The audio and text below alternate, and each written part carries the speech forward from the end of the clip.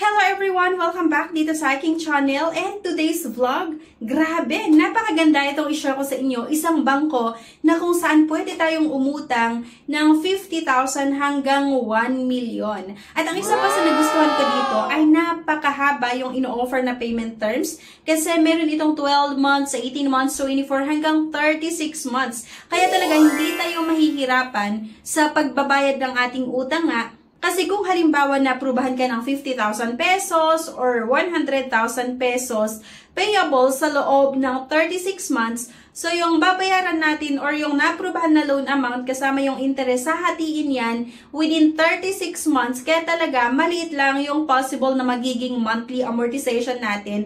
Kaya hindi tayo mahihirapan sa paghahanap nga ng pambayad or kung paano makabayad sa ating magiging monthly amortization kasi nga yung ino-offer nito na payment terms ay mahaba. And ayun nga, 12 months hanggang 36 months. At isa din ito sa bangko na nakita ko na napaka-competitive yung interest rate. At ang isa pa sa nagustuhan ko dito, non-collateral siya. So ibig sabihin, naka-base lang talaga yung i-approve ng bangko na ito doon sa amount. Doon sa mga requirements na meron tayo or na isa-submit natin. So, hindi na natin kailangan na i-collateral yung titulo ng ating bahay or titulo ng lupa or yung ORCR ng ating sasakyan kasi nga non-collateral itong ino-offer ng bangko na ito na personal loan. Kaya kung interested ka mga beshies, sana panoorin mo yung buong video na ito. Pag-uusapan natin kung ano yung mga eligibility criteria, kung ano yung mga interest, yung processing fees, paano umutang dito, magkano yung pwedeng utangin, yung mga requirements. Okay? Pero bago natin ituloy yung mga beshies, panoorin nyo muna ito. No time to apply for a bank personal cash loan? Yana's here to help you. I assist pre-qualified clients with basic monthly income at least 25,000 per month. Hassle-free at walang fee. Lahat ng process sa bank gagawin. 2 to 5 banking days lang approval. Loan up to 2 million. Email amawanyana@gmail.com or message my FB page, Yana Insta Review. Note, qualifications may vary subject to the bank's terms and policies. So going back, itong Welcome Bank Personal Cash Loan nga, itong pag-uusapan natin. And actually, kapag i-check nyo itong site or website nitong Welcome Bank, napakarami yung iba't ibang loans na ino-offer nila. Meron itong personal loan, meron itong salary loan, merong business loan, merong auto loan, meron din itong condo loan, OFW loan. So, diba, napakaganda din or isa itong Welcome Bank talaga sa mga nakita ko na napakaganda i-consider na utangan kapag kailangan natin ng extra cash para nga sa mga pang-emergency na pangangailangan dahil sa napakarami itong iba't ibang klaseng loan na ino-offer nila. So, kagaya nga nito, merong personal loan, meron pang salary loan. So, dito sa personal loan, non-collateral loan siya, product with lowest interest rate and higher loan amount. So, meron din itong salary loan nga, most widely used loan product with minimum qualifications. So, ang susubukan natin ngayon mga beshies na itry na utangan nga, itong personal loan, ino-offer nga ng Welcome Bank.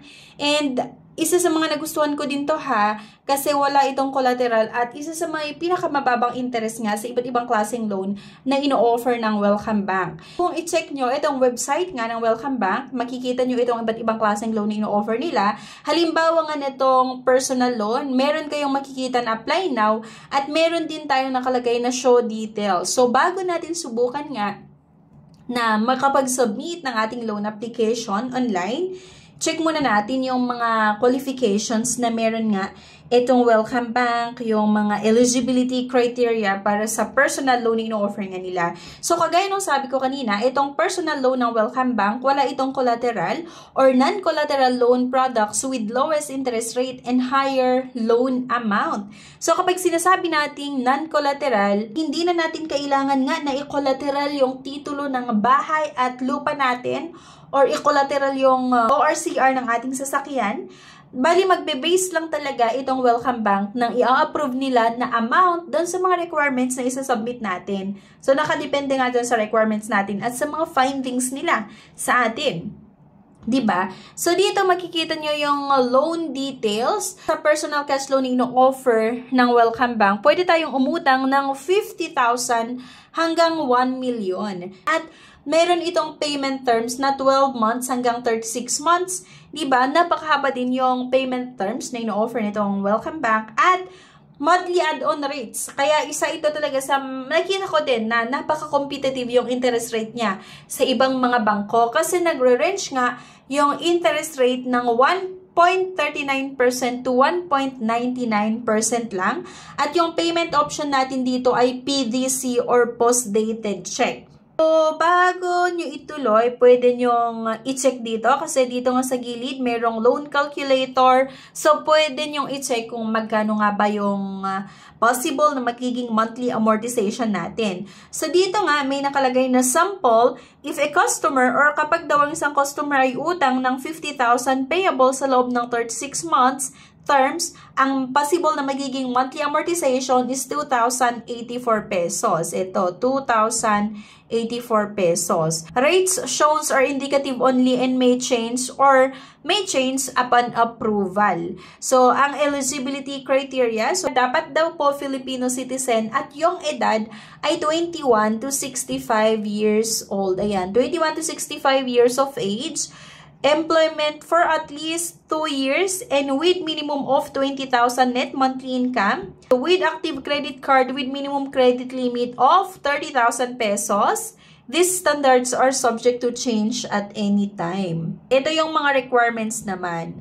Kailangan makapag-submit tayo ng 2 valid government IDs, 2 months latest recent payslip, COE, at dapat po sa COE natin nakalagay yung position, yung tenure and annual income, latest ITR, 2 months credit card statement, at yung utility bills. So, meron din itong mga fees and charges, so mababa lang din naman.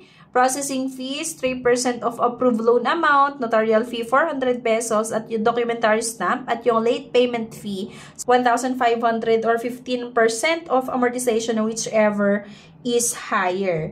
At paano nga ba yung step para makautang nga dito? Yung mga process para makahiram dito sa Welcome Bank.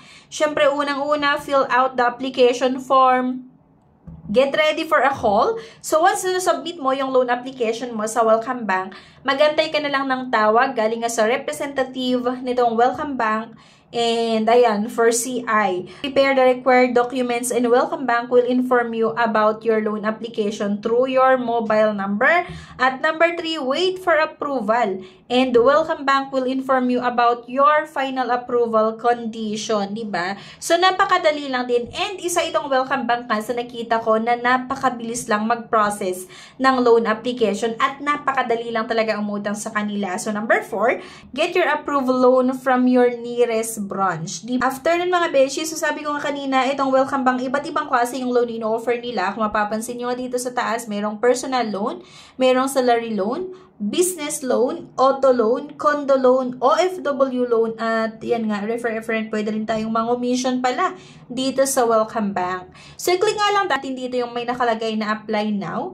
And kung mapapansin nyo dito, 0% loan interest, no pre-termination fee, enjoy it all for the first 30 days, diba? So, ito yung mga kailangan nating sagutan.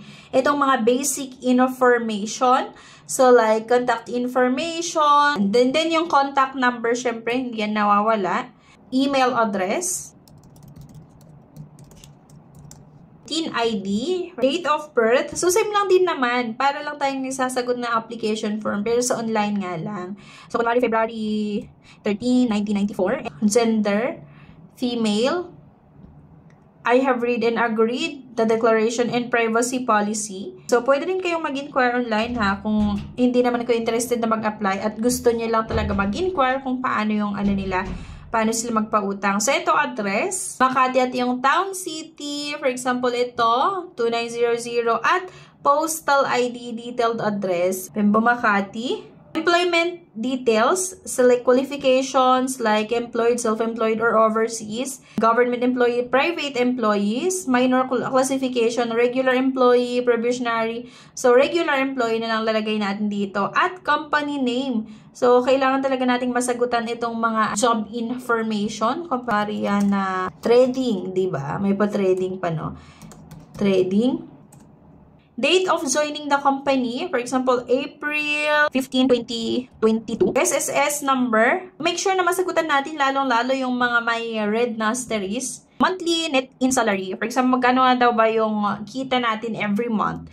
So, kung sakali lagyan ko dito is 50,000. Do you have a checking account? Then do you have a credit card? Meron ako, pero itry ko na mag-declare ng no. And desired loan amount, 150,000 pesos. Submit nga lang natin. So, thank you for completing your application. You will receive a call once you pass the pre-screening stage. Thank you. So, nakakatuwa lang kasi napakadali. Hindi rin ganun kadami yung sinagutan ko. Then, once na-submit nga natin ang ating loan application, ayan, makakatanggap tayo ng tawag galing mismo sa Welcome Bank na nagsasaad na pumasa tayo or nakapasa tayo sa pre-screening stage. So, once na nakapasa kayo dito, sasabihin na ng tatawag sa inyo kung ano yung next process na kailangan nyong gawin. So, go to website. Ayan, pwede mong i-review kung ano yung mga iba't ibang feature na meron nga itong Welcome Bank. So, get your interest in advance.